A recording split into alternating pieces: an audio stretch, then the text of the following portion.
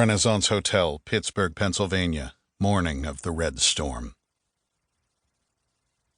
There are days, Swan knew, when the world seemed to shudder as if in erotic anticipation of all the ways it was going to hurt him.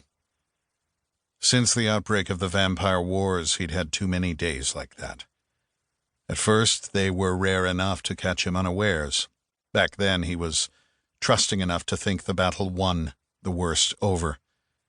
When the world proved otherwise, he often felt hurt. Not physically hurt, though there was some of that, but emotionally hurt. Betrayed. The world was not supposed to be like this. He knew that some of his own inability to process the pain came from who and what he was. A professor of folklore, a respected lecturer and author, a white male in the academic world. His vanity was the first thing the world took from him. His feelings of comfort, even of privilege, went next, stripped away by exposure to a greater variety of people and circumstances than he had ever previously considered. Swan, a liberal and humanist, had thought he understood the world. He believed he was in touch with the range of human evil and human goodness, of sacrifice and pain and greed and intolerance and misery and hope. The learning curve had cut him like a sickle. Day after day, event after event, battle after battle. When the ice virus triggered the dormant genes for vampirism, Swan became part of the national conversation. He was the world's foremost expert on the folkloric versions of vampires. There were hundreds of kinds of vampires in world culture. They were all so different from one another, and none of them resembled the pale, tragic, romantic figures of Hollywood and popular fiction. When a barista named Michael Fane was arrested for the savage murder of several women and claimed to be a vampire, police brought Swan in as a consultant.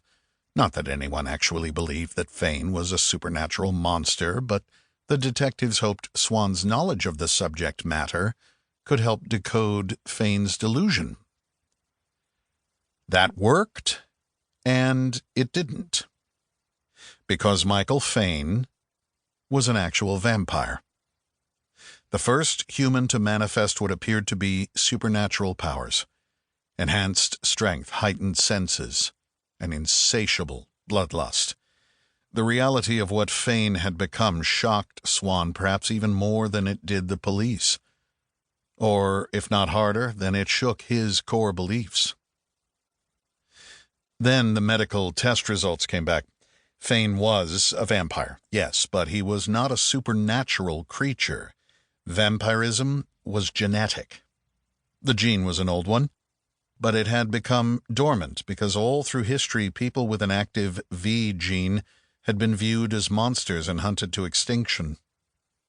Now, that had changed. Even with the horrific nature of Fane's crimes, Swan had been reluctant to view all vampires as monsters, as enemies, and he was right.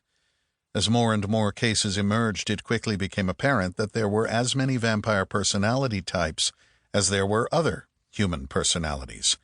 Evil and good, predatory and not, violent and passive. None of those belonged to either species. Sadly, both sides seemed to produce true monsters and enthusiastic killers. And that was how the war began. Well, wars. To keep listening to this audiobook, I've left you a link in the description so you can do it, at no cost thanks to Audible's 30-day free trial.